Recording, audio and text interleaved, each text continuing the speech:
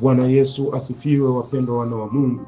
Niwakaribishe tena tuweze kuungana pamoja kutafakari neno la Mungu kwa siku ya leo, ikiwa ndiyo siku yetu ya kwanza katika majira haya ya Kwaresma, leo ikiwa ni Jumatano ya Majivu.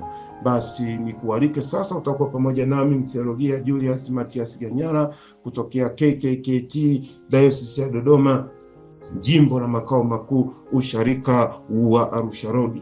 Fuatana pamoja nami pia hata katika mitandao ya kijamii, YouTube channel ya KKKT Arusha Road Online Television pamoja na Ufalme TV. Utakuta mafundisho haya katika mfumo wa sauti, utaweza kupata kujifunza na kuelewa kwa kina zaidi katika namna ya utulivu. Tuombe.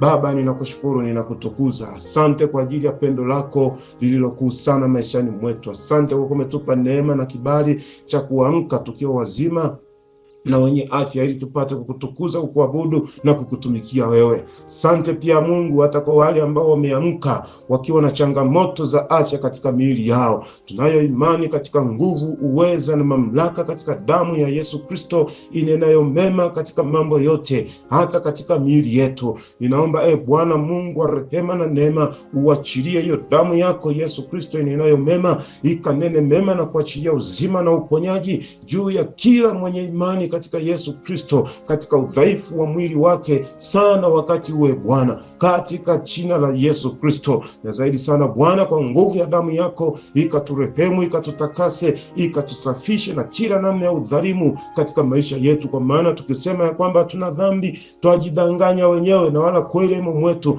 Bali tukiziungama dhambi zetu, wewe Mungu ni mwaminifu tena ni wa haki, hata utuondolee na kutusafisha na udhalimu wote. Ninaomba Bwana, kwa nguvu ya msamaha wako ukatuweke huru saa hii na wakati uwe Bwana, kutoka katika wimbi la dhambi ambazo zimetuzingira, zimetukinga, katika jina la Yesu Kristo, mfalme wa amani.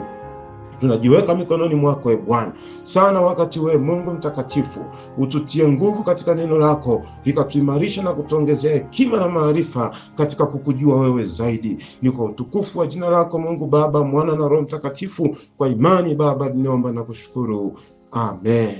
Tunaendelea kutafakari ujumbe wa neno la Mungu unaongozwa na kichwa kinachosema kanuni ya toba. Tulianza siku ya jana, na siku ya jana tuliangalia lengo la somo ni kukusaidia kujua kanuni za msingi kuhusu toba zitakazokusaidia kuwa na maombi yenye matokeo chanya katika kutubu. Itakuwa sio toba ile ya kawaida, itakuwa sio ile kutubu kwa mazoea. Ninajua kabisa maarifa haya yatakusaidia kukupa uelewa mpana zaidi unapozungumza